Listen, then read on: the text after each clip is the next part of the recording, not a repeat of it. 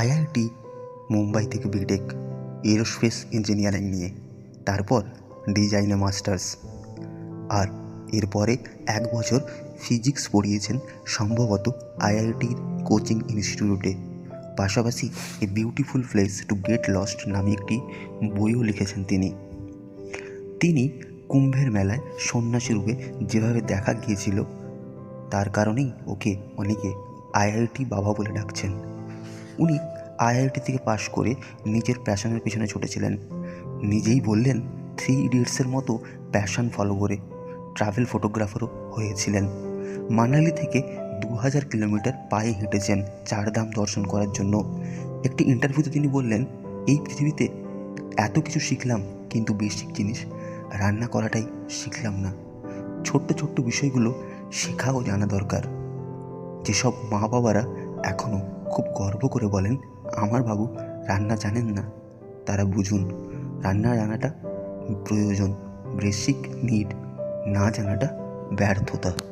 গার্লফ্রেন্ডের ব্যাপারে জিজ্ঞেস করলে অকপটে স্বীকার করে নেন যে অনেক গার্লফ্রেন্ড ছিল। লোকে কি বলে তা জিজ্ঞেস করতে উনি বলেন, লোকে তো বলবেই, তাতে আমার কিচ্ছু যায় আসে না।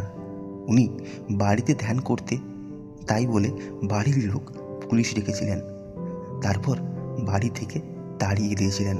উনি বললেন, ভালোই হয়েছে, আমার মধ্যে আর এই পাপবোধ নেই যে আমি বাড়ি ছেড়ে পালিয়েছি, ওরাই আমাকে তাড়িয়ে দিয়েছে। অর্থাৎ নিজের বাড়ি ছেড়ে পালানোটা উনি ঠিক মনে করেন না। আরও একটা কথা আমার খুব ভালো লাগলো, আলাদা আলাদা জিনিস বা বিষয় চিহ্নিত করুন, কিন্তু তাদের মধ্যে তুলনামূলকভাবে বিচার করবেন না। ডিফারেন্সিয়েট করুন, কিন্তু ডিসক্রিমিনেট করবেন না। অর্থাৎ আমি জানি বিভিন্ন ধর্ম রাজনীতি আছে, আমি এক ধর্মে বিশ্বাস করি, আপনি অন্য ধর্মে বিশ্বাস করেন, বা আপনি কালো আমি ফর্সা, কিংবা আপনি ফর্সা আপনি কালো, আপনি এক রাজনীতিতে বিশ্বাস করেন, আমি অন্য রাজনীতিতে, কিন্তু তাদের মধ্যে কখনো তুলনা করে কাউকে ছোট বা বড় বিচার না করলেই ভালো।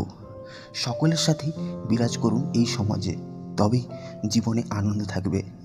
ওর মতো হেসে আনন্দ করে জীবন কাটাতে পারবেন।